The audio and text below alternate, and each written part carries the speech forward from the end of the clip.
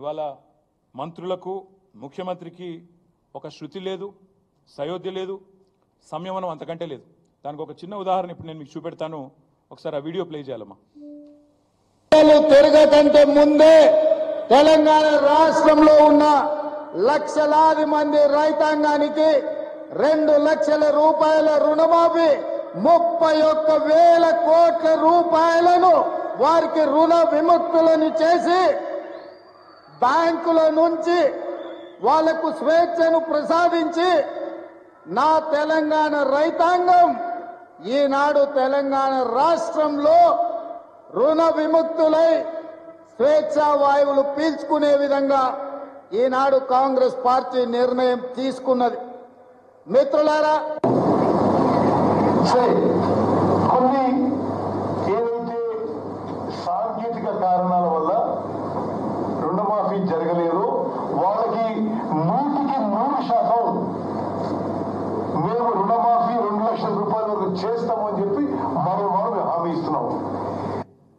మీ అకౌంట్లలో మీ పేర్లలో వివిధ కారణాల చేత అర్హులైన రైతులకి తప్పకుండా మిగిలిన 12,000 కోట్లను కూడా మీ ఖాతాలకి రాబోయే రోజుల్లో ఈ ప్రభుత్వం చిత్తశుద్ధితో ఇవ్వటానికి ఉన్నది అని కూడా మరొక్కసారి మీకు గుర్తు చేస్తున్నాను.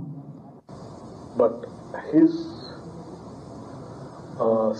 statistics is saying that so far only 7,500 crores only have been renewed and given to the farmers. So I request మీరు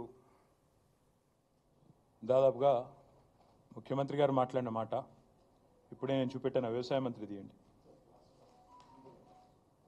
వ్యవసాయ మంత్రి గారేమో 2 లక్షల రుణమాఫీ అయిపోయింది అని ఈ డాంబికాలు వ్యవసాయ మంత్రి. ముఖ్యమంత్రి అదే ఖమ్మం జిల్లాలో మీటింగ్ పెట్టి 2 లక్షలు ఇచ్చేసినాం, అయిపోయింది, 31,000 కోట్లు ఖతమైపోయింది, మీ అకౌంట్లో పడ్డాయి, ఇక మీరు సంబరాలు చేయండి, ఏట్లో దుంకండి ప్రతిపక్ష నాయకులు అని ముఖ్యమంత్రి. మరి ఇప్పుడే ఇంకా 3 మంత్రులు మాట్లాడినారు, ఉప ముఖ్యమంత్రి గారితో సహా. భట్టి గారు ఏమన్నారు? ఆయన చెప్పిన లెక్కలింటే, భట్టి గారు చెప్పిన లెక్కలింటే రుణమాఫీ వట్టిదే అని స్పష్టంగా అర్థమైంది. రుణమాఫీ వట్టిదే, జరగనే లేదు అనే మాట స్పష్టంగా అర్థమైంది. ఉత్తమ్ కుమార్ రెడ్డి గారు చెప్పారు సాంకేతిక కారణాల వల్ల. సాంకేతిక కారణాలు ఏమి లేవు, మీరు ఎట్లా తప్పించుకుందామా అని చెప్పి ఆంక్షలు కొర్రీలు పెట్టి ఎట్లా ఎగరగొడదామా పేర్లు అని చెప్పి చేసిన దిక్కుమాలిన దివాలా కోరు రాజకీయం తప్ప ఇందులో సాంకేతికం లేదు, మన్ను లేదు. అది వారు చెప్తా ఉన్నారు, జరగలేదు, the loan waiver is not completed అని స్పష్టంగా ఉత్తమ్ కుమార్ రెడ్డి గారు చెప్తున్నారు. భట్టి గారేమో ఓన్లీ 7,500 క్రోర్సే రైతుల ఖాతాల్లో పడ్డాయని భట్టి గారు స్వయంగా బ్యాంకర్స్ మీటింగ్లో చెప్తున్నారు. పొంగులేటి శ్రీనివాసరెడ్డి గారు చెప్తున్నారు ఇంకా కాలేదు, 12,000 కోట్లు ఇవ్వాల్సి ఉంది, ఇస్తాము, ఎప్పటి లోపల ఇస్తామో ఆయనకు కూడా తెలియదు, ఏం తెలియదు, కానీ ఇస్తాము అని ఆయన ఉదరగొట్టడం. అసలు ఈ ప్రభుత్వం నడిపే వాళ్ళకి రుణమాఫీ విషయంలో స్పష్టత ఉందా లేదా? ఇచ్చింది ఒప్పుకుంది ఎంత అనే విషయం అసలు వీళ్ళకి తెలుసా తెలియదా? ఎందుకంటే చూస్తుంటే చీఫ్ మినిస్టర్, ఆయన డిప్యూటీ చీఫ్ మినిస్టర్, ఆయన కింద ఉండే మంత్రులు ఒకరికొకరికి సయోధ్య కానీ శృతి కానీ ఉన్నట్టు లేదు, ఇది స్పష్టం. మొత్తంగా వీళ్ళందరి డొల్ల మాటలు వింటే అర్థమైంది ఏంటంటే రుణమాఫీ సగం కాదు పావులా కూడా కాలేదు, కానీ మోసం మాత్రం పూర్తిగా జరిగింది, రైతులకు వంచన మాత్రం 100% జరిగింది. మాఫీ 20%, 30%, ధోకా 100%, ఇందులో ఏం డౌటే లేదు. ఇవాళ మళ్ళొక్కసారి వీళ్ళ దివాలా కోరు మాటలతో తేలిపోయింది.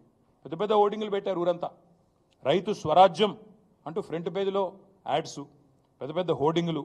ఇది రైతు స్వరాజ్యం కాదు, రైతును ఏడిపిస్తున్న రాజ్యం, రైతును మోసం చేస్తున్న రాజ్యం అని మేము అంటా ఉన్నాం. అందుకే ఈ ముఖ్యమంత్రి, ఈయన మంత్రివర్గ సహచరులు, ఈయన ప్రభుత్వం చేస్తున్న మోసానికి వ్యతిరేకంగా రేపు బీఆర్ఎస్ పార్టీ ఆధ్వర్యంలో అన్ని మండల కేంద్రాలలో రేపు రైతులను కూడగట్టుకొని మా పార్టీ కార్యకర్తలు మేమందరం కూడా ధర్నాలకు పిలుపునిచ్చినాం.